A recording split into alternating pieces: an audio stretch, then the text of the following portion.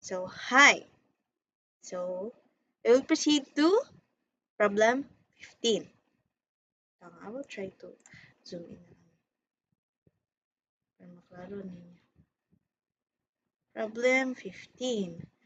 Find an employee who handled more than 50 transactions. But I already asked my instructor nga, pwede ba 10 then? So, ako siyang gibaylo kay so man nimo na pagkuha ang 10 transactions sa 10% of 100 din mong transaction niya 100 ka ba kung transaction, so I try to use the 50%. So I hope nga makasabot ako insakto nga ako yung nagbuot-buot ko. So yeah,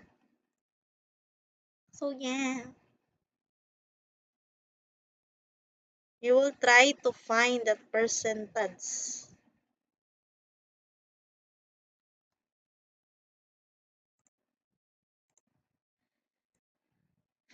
Nibul mana balik taning yes. That's 15. So, 14 day. So, 15 na ta. And I already have the code. So, yeah.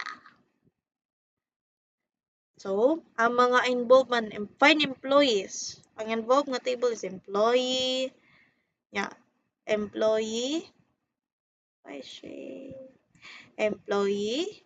Employee position details. And transaction. Ay, pwede. Transaction. Like one man. Find employees have handled more than 10 transactions and processed less than 50% of total transactions. So I already have my code, so I will try to explain how I solve this. So yeah, nagamit ko having. So, di ba?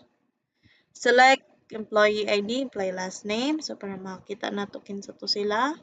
Dayon, i-count na ko ang transaction ID. So using this transaction ID, ma-determine na to kung pila ka buok transaction ang na-handle ni employee.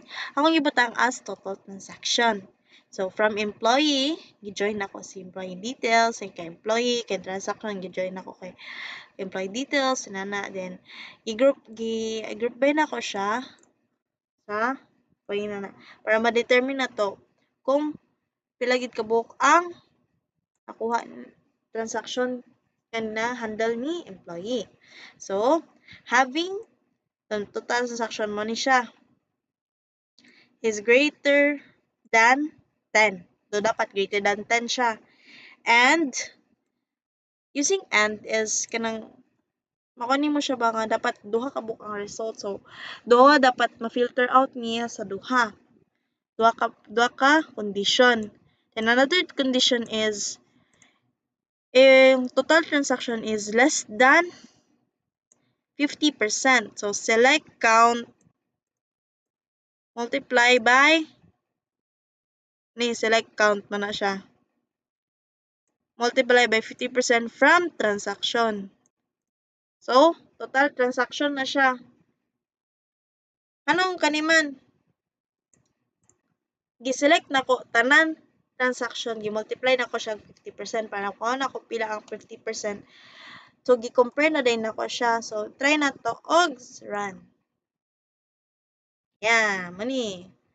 So, more than 10 na sila na nag-handle og transaction. Dayon, less than 50%. Kay ang 50%, ang 100 sa ang 100 transactions niya, 50% is 50. So, wala na siya nabot of 50. So, nanara akong pa-solve. So, thank you!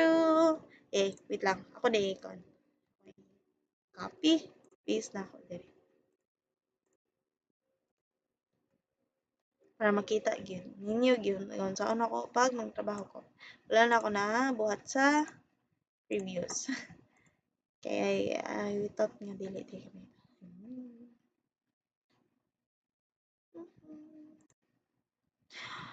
As far as I trying to solve all this problem, this is the most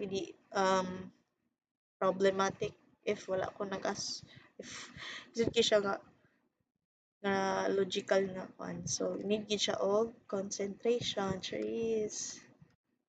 Mali.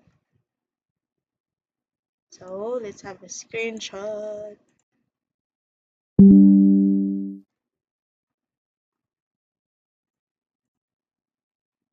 So, done sa 15.